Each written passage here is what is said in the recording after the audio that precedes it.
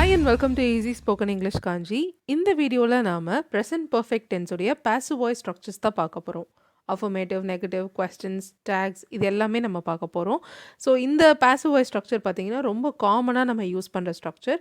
So நம்ம daily லைஃப்பில் நிறைய எக்ஸாம்பிள்ஸ் நிறைய சென்டென்சஸ் இந்த ஸ்ட்ரக்சர்ஸில் பார்ப்போம். ஸோ அந்த மாதிரி ஒரு 2-3 எக்ஸாம்பிள் நான் இதில் கொடுத்துருக்கேன். So without any further delay let's get started. Present perfect tense பொதுவாக பாசிவ் வாய்ஸில் என்ன காரணத்துக்காக யூஸ் பண்ணுவோன்னு பார்த்தீங்கன்னா செய்யப்பட்டு இருக்கிற செயல்கள். ஸோ பாஸ்ட்டில் செய்யப்பட்டு இருக்கிற செயல்கள் ப்ரெசென்ட்டில் அதோட தொடர்பு இருக்கும்போது, ஸோ அதோட எஃபெக்ட் ஏதோ ஒன்று இருக்கும்போது நம்ம ப்ரெசென்ட் பர்ஃபெக்ட் பாசிவ் வாய்ஸில் யூஸ் பண்ணுவோம். செய்யப்பட்டு விட்ட செயல்கள். ஸோ இப்போ தான் அந்த செயல் நடந்துச்சு, யாரோ ஒருத்தவங்க அதை பண்ணாங்க. பட் பாசிவ் வாய்ஸ்னாலே உங்களுக்கு தெரியும், யார் பண்ணாங்க நம்மளுக்கு தெரியாதப்போ இல்லை அதை சென்டென்ஸில் சொல்லணும்னு அவசியம் இல்லாதப்போ நம்ம பாசிவ் வாய்ஸ் ஸ்ட்ரக்சர்ஸ் யூஸ் பண்ணலாம், ரைட்? ஸோ இந்த வீடியோவில் கொடுத்துருக்கிற எக்ஸாம்பிள்ஸ் பார்க்கும்போது உங்களுக்கு இன்னும் நல்லா தெளிவாக புரியும்.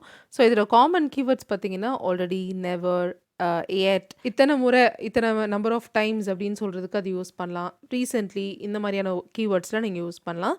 இதோடைய அஃபர்மேட்டிவ் ஸ்ட்ரக்சர் பார்த்தீங்கன்னா சப்ஜெக்ட்க்கு ஏற்ற மாதிரி ஹேவ் ஆர் ஹேஸ் யூஸ் பண்ணோம்.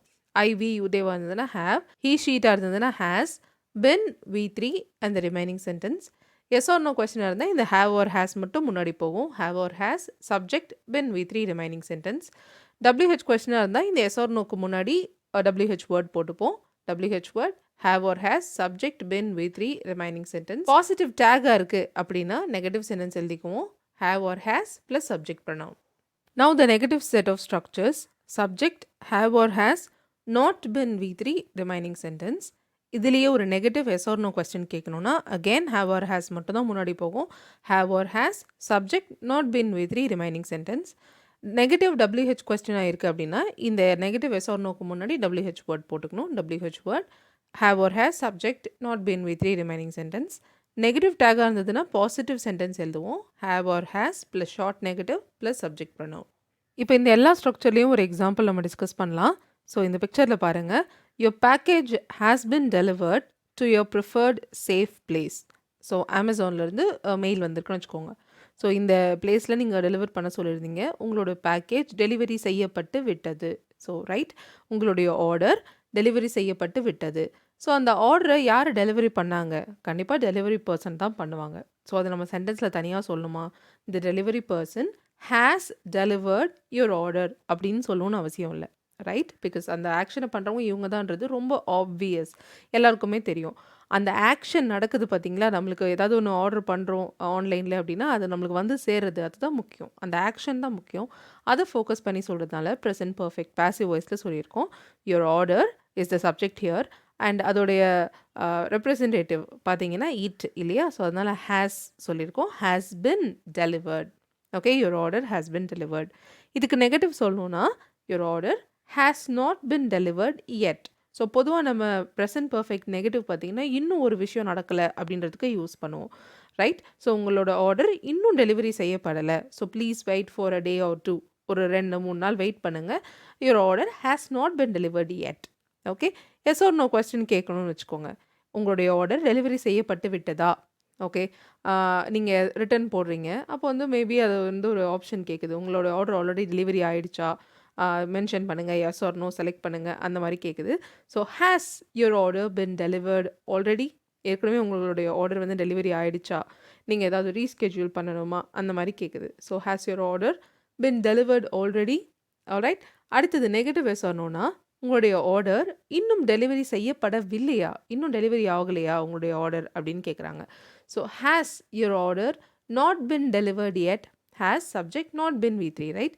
Has your order not been delivered yet, இல்லைனா நாட்டை முன்னாடி கொண்டு போய் hasn't your order been delivered yet, hasn't your order been delivered yet. அடுத்து நம்ம ஒரு WH கொஸ்டின் கேட்குறோன்னு வச்சுக்கோங்க. உங்களுடைய ஆர்டர் எங்கே டெலிவரி செய்யப்பட்டு விட்டது? Where has your order been delivered? Okay, where has your order been delivered. இதே நெகட்டிவ் WH கொஸ்டினாக இருக்குன்னா உங்களுடைய ஆர்டர் இன்னும் ஏன் டெலிவரி செய்யப்படலை அப்படின்னு கேட்குறோம். So why has your order not been delivered yet, ஏன், என்ன காரணம், ஏன் இன்னும் டெலிவரி ஆகலை அப்படின்றத கேட்குறோம். So why has your order not been delivered yet, இல்லை நாட்டை முன்னாடி கொண்டு போய் why hasn't your order been delivered yet. Alright.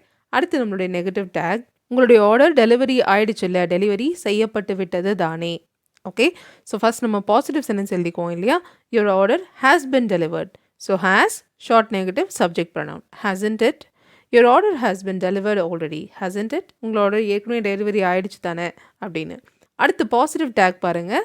First negative sentence எழுதிப்போம். உங்களுடைய ஆர்டர் இன்னும் டெலிவரி ஆகலை, டெலிவரி செய்யப்படவில்லை. ரைட்? தானே. Your order has not been delivered yet. Okay, இன்னும் டெலிவரி ஆகலை தானே அப்படின்னு வச்சுக்கலாம். Your order has not been delivered yet. Has it? Has plus subject pronoun. Has it? Alright. So இப்போ இங்கே நீங்கள் ப்ராக்டிஸ் பண்ணுறதுக்காக நான் ஒரு பிக்சர் கொடுத்துருக்கேன். இந்த பிக்சரில் பாருங்கள். Your money has not been debited. Recipient's bank server is busy. Retry with a different payment method. So பொதுவாக நம்ம இந்த ஆன்லைன் பேமெண்ட் ஆப்லாம் யூஸ் பண்ணும்போது இந்த மாதிரி நோட்டிஃபிகேஷன் நிறைய பார்த்துருப்போம். ஸோ பணம் போகாதப்போ இந்த மாதிரி நோட்டிஃபிகேஷன் நம்மளுக்கு வரும் இல்லையா? அதில் என்ன சொல்லியிருக்காங்க? Your money has not been debited. உங்களுடைய பணம் வந்து உங்கள் கணக்கிலிருந்து எடுக்கப்படவில்லை அப்படின்றதான் தமிழ் ட்ரான்ஸ்லேஷன். ரைட்? ஸோ நீங்கள் இதில் இந்த பிக்சரில் வந்து ப்ரெசன்ட் பர்ஃபெக்ட் பாசிவ் உடைய நெகட்டிவ் சென்டென்ஸ் ஸ்ட்ரக்சர் இருக்குது, சென்டென்ஸ் இருக்குது. ஸோ நீங்கள் ரிமைனிங் 7 டிஃப்ரெண்ட் சென்டென்ஸ் ஸ்ட்ரக்சர்ஸையும் ட்ரை பண்ணுங்கள். Okay. So thank you so much for வாட்சிங் this lesson till the very end. உங்களுக்கு இந்த வீடியோ எப்படி பிடிச்சிருந்தது, புரிஞ்சுதா அப்படின்றத ப்ளீஸ் எனக்கு காமெண்ட்டில் சொல்லுங்கள். I will see you all in the next video. Till then, take care and bye.